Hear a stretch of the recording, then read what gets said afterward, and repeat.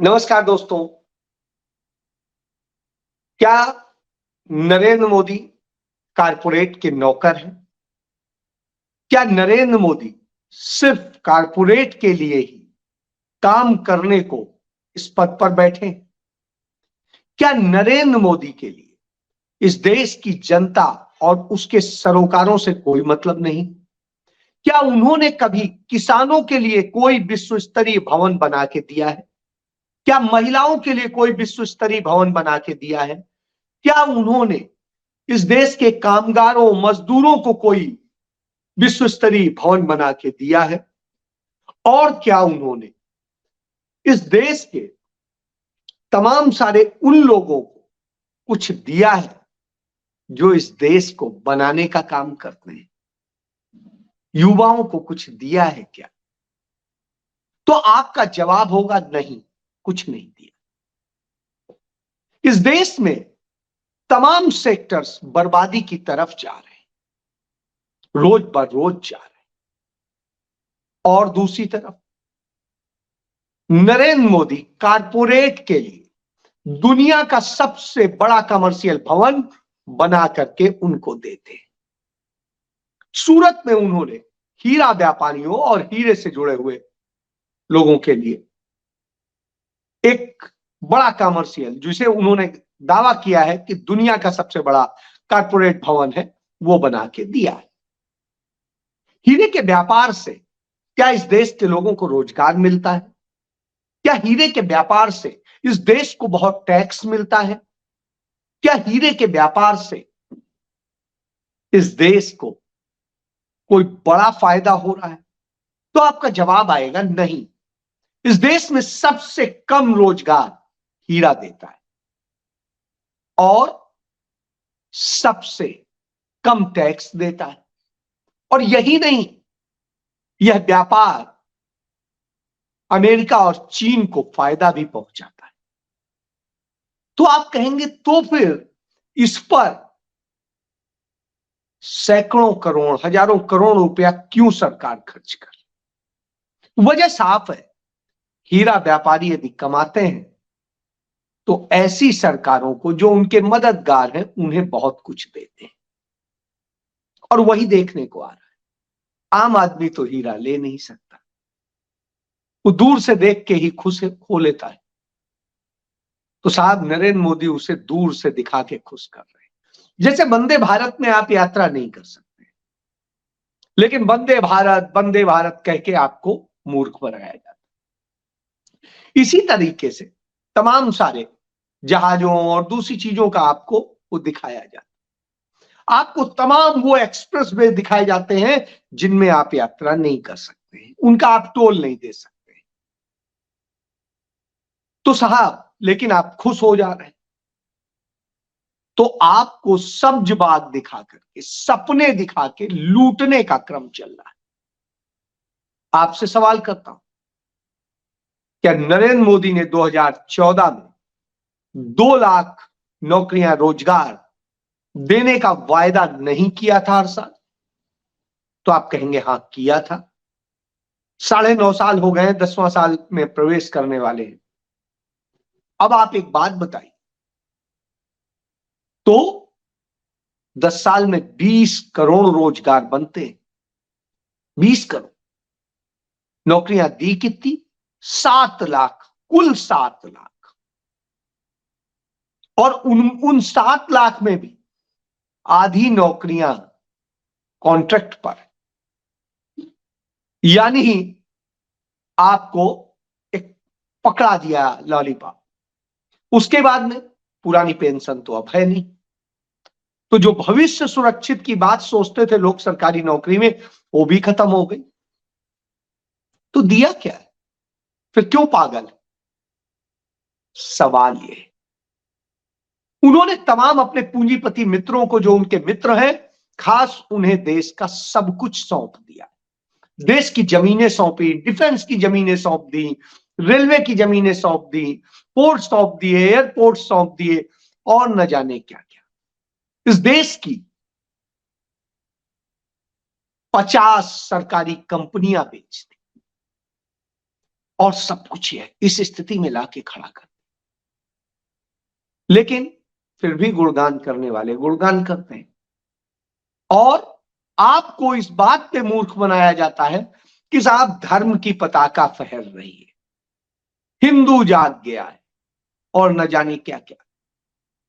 ऐसी स्थिति में ऐसा हिंदू जागा है कि जिस हनुमान की आप पूजा करते हैं वो हनुमान एक मुख्यमंत्री को माला पहनाकर हवा में लटकाकर उससे माला पहनवाकर क्या भगवान की बेइज्जती नहीं की जा रही?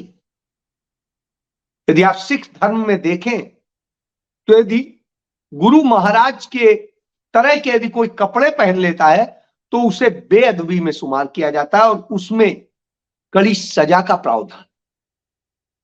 लेकिन साहब ये तो नरेंद्र मोदी, उनके कारिंदे भी वही करेंगे जो वो करेंगे। वो खुद भगवान बन जाते हैं। वो जाते हैं तिरुपति में तो उसी तरीके से बिल्कुल बन के खड़े हो जाते हैं, विष्णु का अवतार बन जाते हैं। कहीं जाते हैं तो शिव का अवतार बन जाते हैं, कहीं जाते हैं तो किसी और का अवतार बन जाते हैं। तो ऐसी स्थिति है तो आप कौन सा हिंदुत्व, कौन सा हिंदू, किस बात का देवी देवता, यह तो बिल्कुल अपने आप में समस्या है, सवाल है। चलिए हम मान लेते हैं कि आप इसी पर सोचते हैं, तो यदि इस पर सोचते हैं तो इसी पे आ जाते हैं। हिंदू धर्म, हिंदू मैथोलॉजी हमारे देश में महिलाओं के सम्मान की बात करती है, उनके मान की बात करती है। तो जब मान और सम्मान और उनकी रक्षा की बात करती है, उनकी पीड़ाओं को हरने की बात करती है, तो संसद में महिला एवं बाल विकास मंत्री क्या कहती है? महिलाओं की उस पीड़ा को प्रिविलेज्ड बता देती। और जो महिलाएं उस पीड़ा से हर माह गुजरती हैं वही जानती हैं क्या पीड़ा होती। पुरुष भी नहीं समझ सकता है, मैं उनके दर्द को उनसे सुन करके बता रहा हूं। लेकिन जो फर्स्ट हैंड ये फेस करती हैं वो जानती हैं किस तरह की स्थिति होती है, उससे समझा जा सकता है। कई बार बड़ी बीभत्स स्थिति होती है लेकिन इस दर्द को नहीं समझेंगे, क्योंकि आम जन के दर्द को समझना उन्हें आता नहीं। उन्होंने तो प्रिविलेज्ड जीवन जिया है, इसलिए उन्हें समझ में कैसे आए। ये वैसे ही है जैसे वित्त मंत्री निर्मला सीतारमण कहती है, मैं तो प्याज खाती ही नहीं हूं, तो महंगा हो जाए तो क्या फर्क पड़ता है? यानी कोई फर्क नहीं पड़ता। पिछले महीने से यदि तुलना करें तो साहब चाहे सब्जी हो, चाहे खाने का सामान हो, चाहे जो भी रोजमर्रा की ये चीजें हो, पिछले महीने की तुलना में 3% से लेकर 10% तक सबके रेट बढ़ गए एक महीने में। कुकिंग गैस के और सब चीजों के जिस तरीके से बढ़े हैं कमर्शियल में, उसका असर भी हमारे घर पे पड़ता है, क्योंकि बहुत सारा कुक्ड फूड भी मंगाया जाता है। तमाम चीजें ऐसी आती हैं जो हमें बाहर से ही लानी होती है, उनकी कीमत बढ़ जाती है। तो उसको आपको समझने की जरूरत है। छोड़िए इन बातों, आ जाएगी। महंगाई है, महंगाई तो होगी, बहुत हुई महंगाई की मार अब की बार मोदी सरकार, यही कहते थे 2014। और स्थिति क्या हुई? आज 2014 से तुलना करते हैं तो कोई भी सामान ऐसा नहीं है जो डबल रेट पे ना हो गया। कई सामान 3 गुना और 4 गुना भी हो गए। आप अपने घर में जो भी कोई सामान लाता हो उससे पूछ लीजिएगा, यह दशा है। लेकिन साहब कोई बात नहीं, कहते थे बहुत हुई मार, नारी परिवार, अब की बार मोदी सरकार। और स्थिति क्या है? हम लगातार चर्चा कर रहे हैं। बांदा की वो 31 साल की सिविल जज किस तरीके से रोना रोती है कि उसको किस तरीके से उसके सीनियर जजेस उसका यौन शोषण करते हैं, और वो करते हैं उसको, और उसकी शिकायत लिए घूम रही। यही नहीं रुकता है, इसके बाद में एक यूपी में ही एक आईपीएस ऑफिसर वो कहती है कि उसके सीनियर पुलिस ऑफिशियल्स उसके साथ में यौन शोषण और सारी चीजें जिस तरह से आई सामने और किस तरह बिहेव कर रहे हैं और क्या कर रहे हैं, सवाल उठता है। एक जो ऐसे अपराध रोकने के लिए है और एक ऐसे अपराधों को सजा देने के लिए, दोनों खुद पीड़ित। और तीसरा एक किस्सा भी यूपी का ही है, वाराणसी का, कि एक लेफ्टिनेंट कर्नल लड़की जाती है कमिश्नर से, रोती है कि मेरे साथ में मेरे सीनियर ने किस तरीके से रेप किया और सब कुछ किया, उसकी वो अपनी दर्द को बयां करती। उस तरह की स्थितियां होती और तीनों मामले में आरोपी भारतीय जनता पार्टी के करीबी हैं, इसलिए उन पर कार्रवाई नहीं होती। भारतीय जनता पार्टी का नेता महाराष्ट्र में गायकवाड़, वो एक लड़की के साथ में जिस तरीके से करता है, उस पर गाड़ी चढ़ाने की कोशिश करता है और सब करता है वो सामने, तो आप इससे समझ सकते हैं बाकी रेपिस्ट और सबकी बात क्या करूं मैं। एक बड़ा सवाल उठता है कि जब हम पर उठता है, आप पर उठता है, कि जब गौड़ के खिलाफ एफआईआर दर्ज थी, कार्रवाई हो रही थी, मुकदमा चल रहा था, बावजूद इसके उसे जब भारतीय जनता पार्टी ने टिकट दिया, बलात्कारी को टिकट दिया और टिकट देने के बाद में आपने उसे जिताया, आपने वोट दिया। इसी तरीके से सेंगर का आपको याद हो, उस पर भी यही चीज थी और भाजपा ने टिकट दिया, जिताया जनता ने, यह सब कुछ जानते हुए कि वो गैंग रेप करने वाला व्यक्ति। इसी तरीके से तमाम सारे उदाहरण मौजूद हैं। अभी उत्तरकाशी में एक बच्ची ने आत्महत्या कर ली या उसकी हत्या हो गई, अभी तक ये नहीं पता है। और वजह क्या है? भारतीय जनता पार्टी का एक नेता उसका यौन शोषण कर रहा था, उसके साथ उसने क्या क्या किया, इस कारण से उसने ऐसे। इसके पहले हमें याद होगा उत्तराखंड में ही एक भारतीय जनता पार्टी के सीनियर लीडर के बेटे ने जो किया था अंकिता के साथ, उसका भी अब तक इंसाफ नहीं मिला है, कोई कार्रवाई नहीं।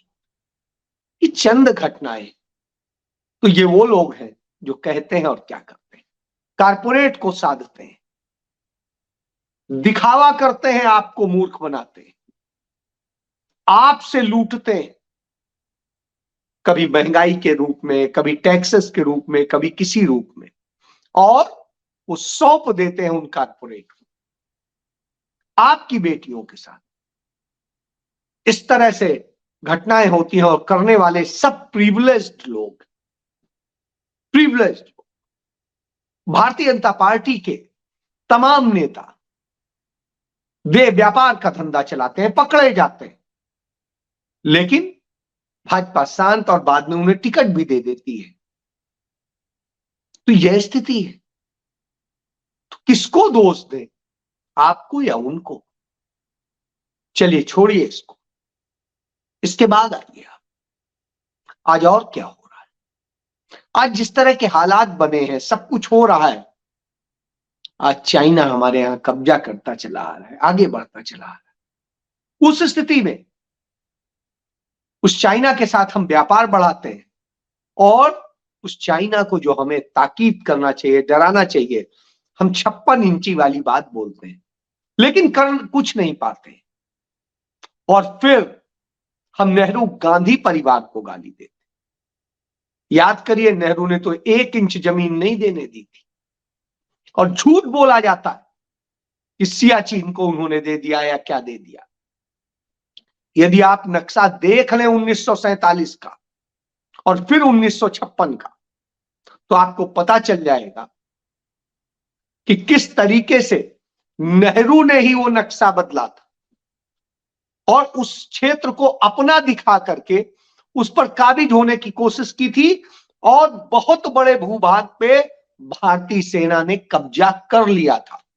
वो कब्जा हमारा बरकरार था सालों साल से, लेकिन नरेंद्र मोदी के शासनकाल में वो हमारे से चला गया। पेंगोंग झील उसी नेहरू के ही काल में हमारे कब्जे में आई थी।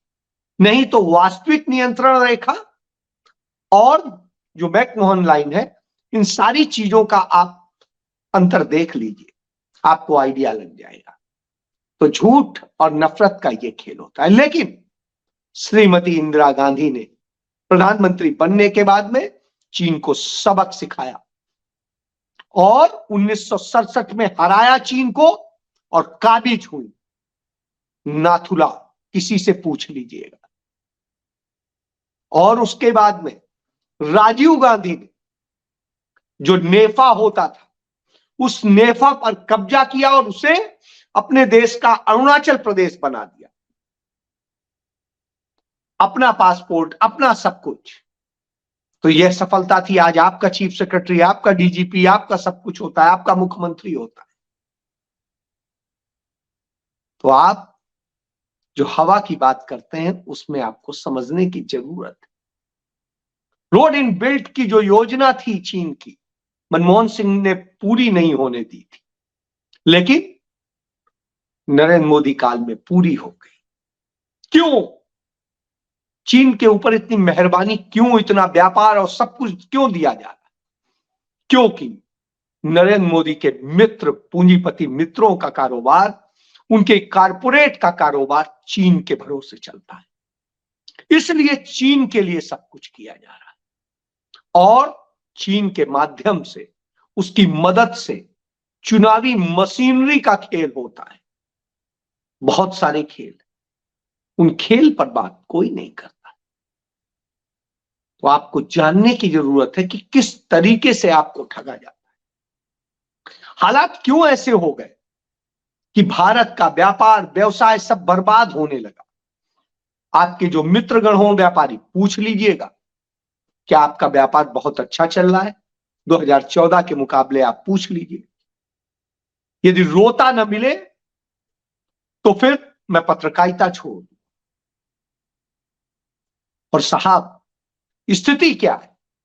हिंदुस्तान के अंदर हर साल 12,000 से लेके 14,000 के बीच एमएसएमई बंद हो रहे हैं। मतलब लघु और मध्यम जो उद्योग हैं वो बंद हो रहे हैं। क्यों बंद हो रहे हैं?